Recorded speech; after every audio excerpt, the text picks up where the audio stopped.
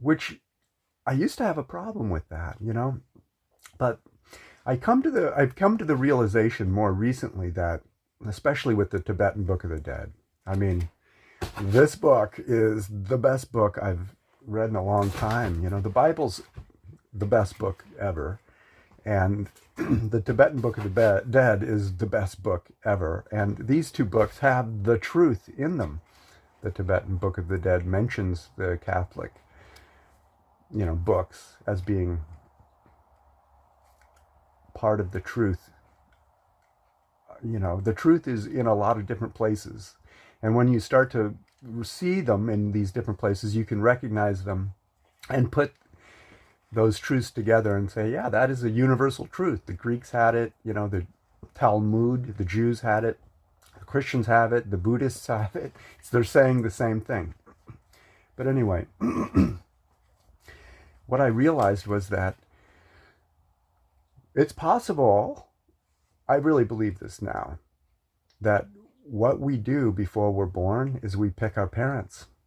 Just ask yourself really quick, how would things appear to you differently if you believed that? Just really quick, ask yourself, if I picked my own parents, what would that mean? How would that mean to me? For me, it meant that all what I used to think was a bit of neglect, wasn't. It was something that I wanted for myself. And now I'm seeing it. I'm absolutely seeing the benefits of it. It allowed me to be a stronger, independent person while I went, through life with autism, but not just with autism. That's just, when I went through life with blue eyes, when I went through a life with my height, I'm 6 feet tall. Whatever it was, I went through life with 5 fingers, right? The truth of who I am. I went through life with autism. That's a part of me. And I think I knew all of this before I was born. And I wanted to make sure I picked the right parents that would allow me to get the best growth chances while I was experiencing this life. And that's how I think of this life. Everybody's life, is a chance. We're in a game. We're in a matrix. What I'm discovering, I'm going to say something that people may not like, but I really believe it. This life, this world, is an illusion. It's not real. It's all very real, but it's not the reality. It's a part of the reality. It's a part of the reality that shows us, where we have been before. So and it sounds weird, but if you've had a lot of trouble in the past, in past lives, let's say, you're going to have those troubles in this future lives, and you're going to have to learn how to deal with those troubles and overcome them before you can move forward into better situations.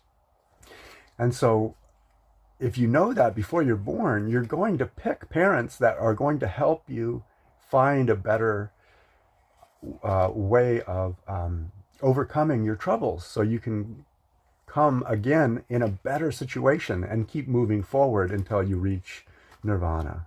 And when you do reach that, when you reach nirvana, or excuse me, when you in the Catholic faith, when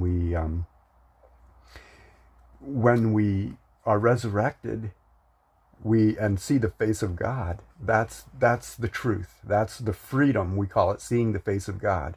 The Buddhists also call it that. And the Buddhists say we have a chance to see the face of God every time we die. And if that's true, which I believe it is, then we should know about that and be prepared, so that every time we get ready to die, we know that we're about to experience the truth. And don't be afraid of it, and accept it, so that when it happens to us, we can move forward and advance. So anyway, we pick our parents, right? And that is awesome information for me, because I love my parents so much more now than I've ever loved them, ever. Because of, I picked them. I picked them so that they would do everything that they've done so that I would be in this position.